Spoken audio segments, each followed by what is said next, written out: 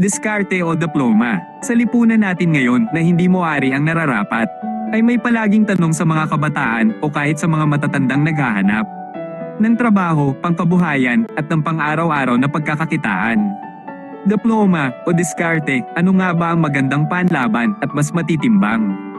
Minsan nakakaatawang isipin na kung paanong ang dalawang salitang yan ay laging pinagkukumpara sa realidad. Yung tipong kapag may nakausap ka, graduate ka ba? Yan ang tanong agad. Madalas, naiisip ko, karamihan ng mga tao sa pinag-aralan mo nakadepende. At sa taas ng karunungang nakuha mo sa panulat at papel na kabase. At hindi na nila tinitingnan ang ibig sabihin ng salitang diskarte. Kaya yung mga taong walang titulo ng pinag-aralan pero sobrang talino sa iba't ibang larangan. Nababaliwala at nasasayang ng mga naglalakihang kumpanya at mga tanggapan. Dahil sa walang maipakitang manipis na papel na may nakasulat na magagandang titik at alibata. Samahan pa ng magandang pagkakasulat ng pangalan tapos sa ibaba, lagda. Walang pag-asang makaupo sa posisyon na sana ay kayang-kaya niyang gawin. Tanging ang posisyon ng linis pasilyo ang ibibigay o kaya tagapunas ng bintana at salamin. Kung sa bagay, sa isang banda, ang diploma ang batong tangtungan mo upang makaluklak at makapasok sa matataas na oportunidad sa buhay.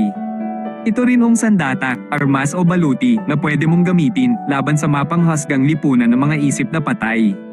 Diploma din at karunungan ng nag-iisang kayamanan na kailangan sa iyo ay hindi mananakaw.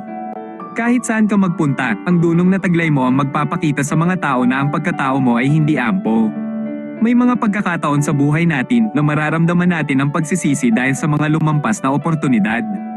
Na kahit anong diskarte natin sa buhay, hindi natin ito makuha dahil wala tayong diplomang kailangang iladlad.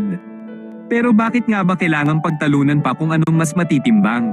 Bakit kailangan pang mamili ng isa kung pwede mo namang isabuhay ng magkasabay ang dalawang yan? Isang letra LNG naman ang naghihiwalay sa mga salitang yan.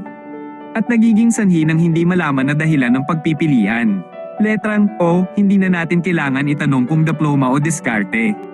Diskarte at diploma, yan ang dapat natin bitbit pal-age. Kaya sa lahat ng mga kabataan na sa akin ay nakikinig. Sa lahat ng mga matatandang gulang na pinanghihinaan ng loob sa ating daigdig. Huwag niyo isuko ang laban dahil sa kayo walang pinag-aralan. At huwag niyong baliwalain ang pag-aaral dahil lamang kaya niyo nang lumaban. Tulad ni Rizal na gumamit ng pluma para sa kalayaan. Tulad ni Bonifacio na bolo at lakas ng loob ang pinuhunan. Darating ang araw na sa atang mundo ay kayang pagsamahin ang dunong at katapangan. Diploma at diskarte, mas maganda kung pareho mong bibat sa bagahe mo yan.